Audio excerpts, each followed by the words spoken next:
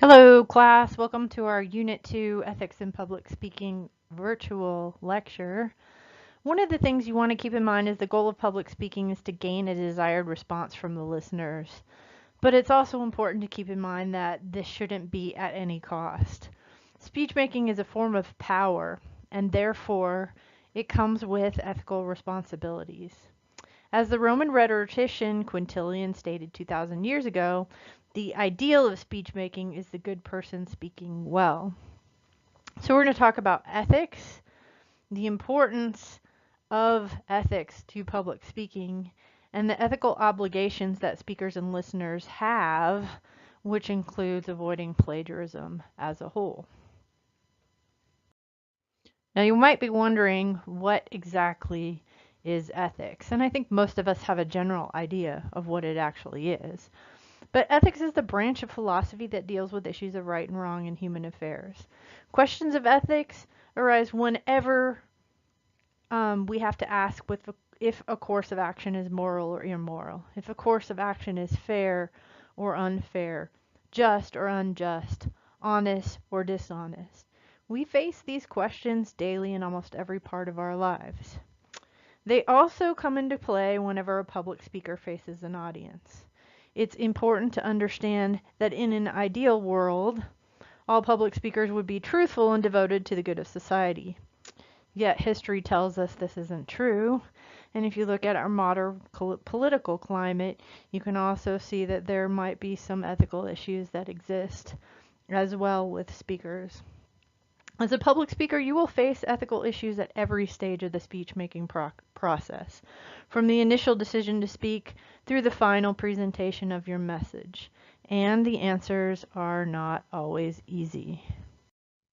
Thus, we find ourselves as public speakers weighing potential course of action against ethical standards while you are creating your speech and doing the research and organizing and putting it together, and also as you deliver your speech.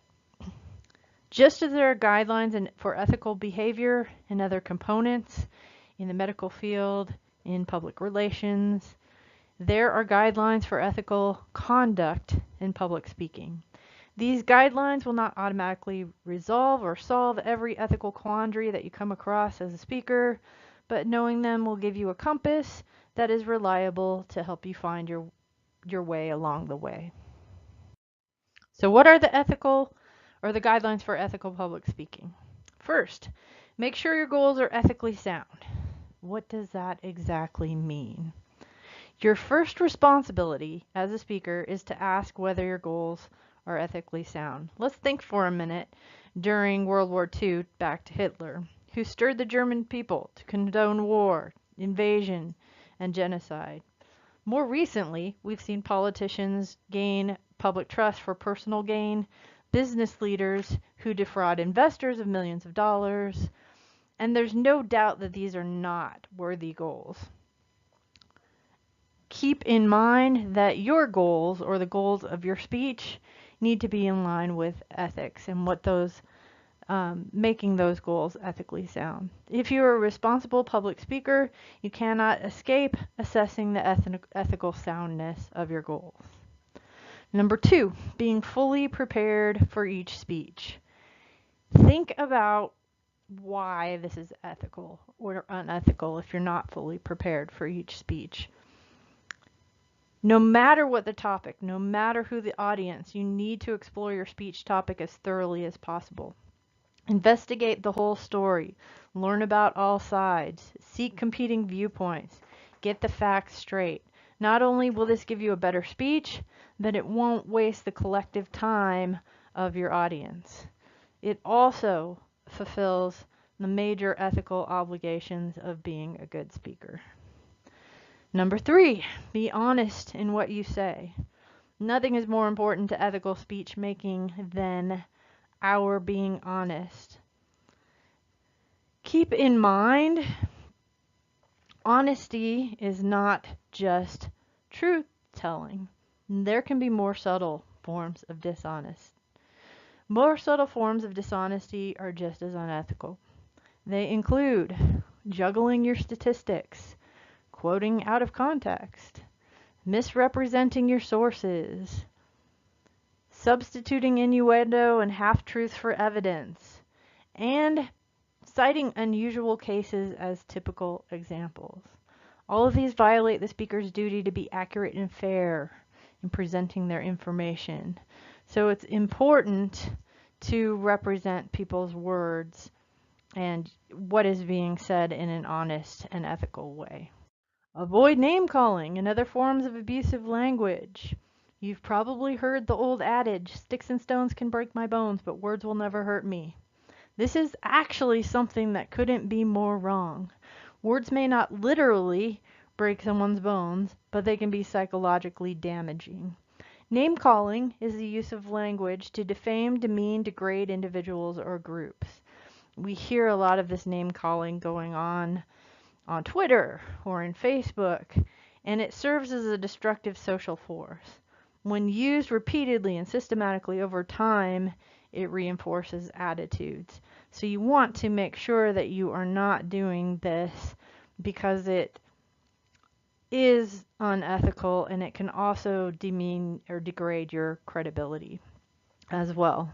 Not only does it demean the dignity of the groups or the individuals being attacked, but it also undermines the right of all groups in the United States to be fairly heard as well.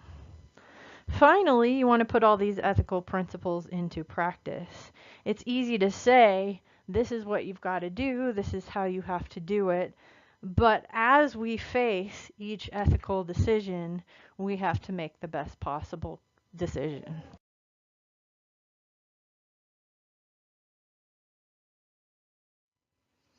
That leads us to plagiarism. Plagiarism comes from the Latin word plagiarus, which means kidnapper. Plagiarism is presenting language, ideas of someone else as your own. To give the impression that you've written or thought something yourself when you've actually taken it from someone else. Most of the time, we think of plagiarism as something that students do in the classroom, but it can also be done in the business world and in politics as well. I bet you've probably heard a little bit about plagiarism in some of your classes before, and you probably wondered, well, you guys, you're always talking to us about plagiarism. Why do you care so much about plagiarism? Well, first of all, imagine what it would be like if you worked really hard on something. If you worked really hard on a work or a paper that was really long and took you a lot of time to create. How would you feel if someone took that information and used it? Most of us would be pretty upset. Now what if someone quoted me or paraphrased from me and cited me? As an author, I think that would be fairly flattering. Additionally, think about your degree and its worth. Don't you want your degree from MSJC to be worth something once you're done and you walk out that door with that piece of paper? Those degrees can erode if our academic honesty policies are not followed. So that's why we, as your instructors, care so much about plagiarism. I think plagiarism has become more of a problem due to our culture of cut and paste and our cut and paste society. It seems like we borrow from everywhere. We click, we cut, we paste, we share, we retweet, and we have a tendency to borrow from a large variety of places. Most of the time, students who commit plagiarism commit incremental plagiarism, and they don't even realize that they might be doing it, which is why it's so important to talk about it. There's 3 types of plagiarism: global plagiarism, patchwork plagiarism, and incremental plagiarism. Global plagiarism is stealing your speech entirely from another source and passing it off as your own. This is the most blatant and obviously unforgivable kind because it's grossly unethical. Global plagiarism in a college classroom usually occurs because a student puts off the assignment and then maybe goes to an assignment mill or picks a whole speech from somewhere and uses it. If I came into class and I told you guys, hey guys, I have a dream, you would probably think I was crazy because obviously I got that speech from somewhere else.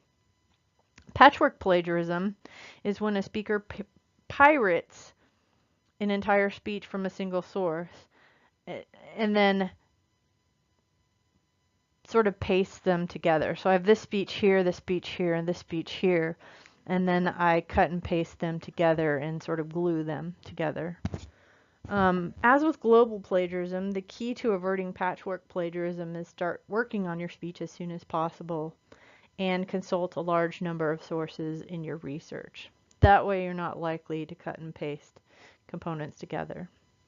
The majority of students commit incremental plagiarism, and a lot of times they don't even realize that it's happening.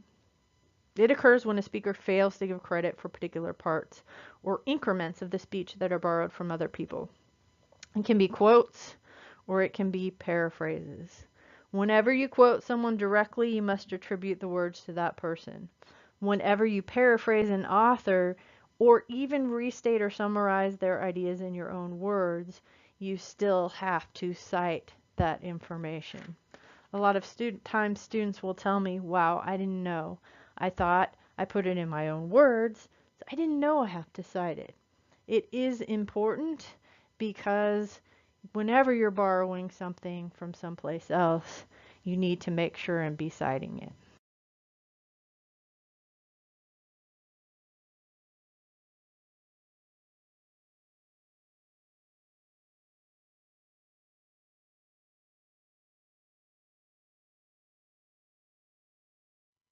You should always be citing internet sources as well.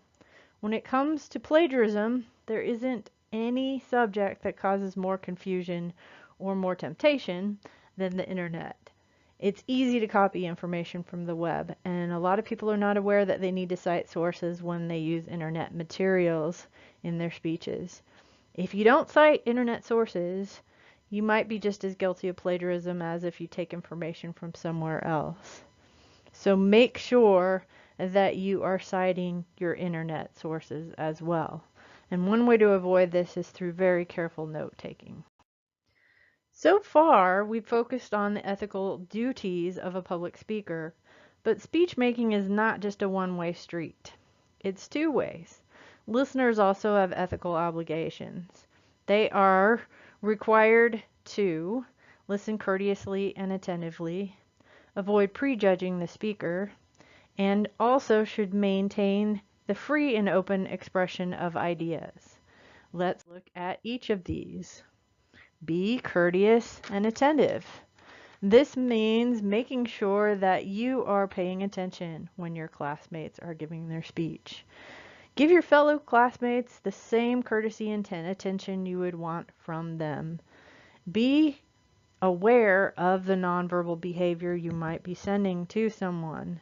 This includes sitting up in your chair rather than slouching, maintaining eye contact with the speaker, showing support and agreement in your facial expressions.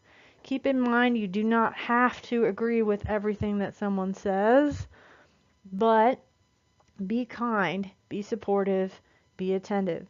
Keep in mind the power you have as a listener over the public speaker's confidence and composure, so don't make them feel bad about what they're doing.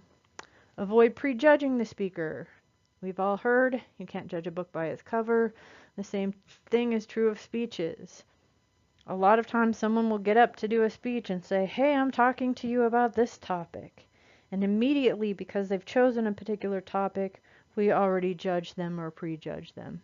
Again, you do not have to agree with every speaker you hear, but give them the opportunity to understand and respect each speaker before evaluating and responding to their messages. 3. Maintain the free expression of ideas. Why is this so important? I don't think I can stress how important it is. A democratic society depends on the free and open expression of ideas. The right of free expression is so important that it's protected by the First Amendment.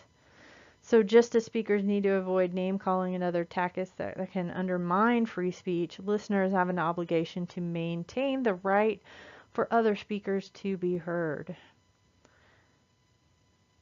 So make sure that we have a classroom in which people feel like they can talk about what they want to talk about and maintain that free and open expression of ideas and give them our best listening behavior.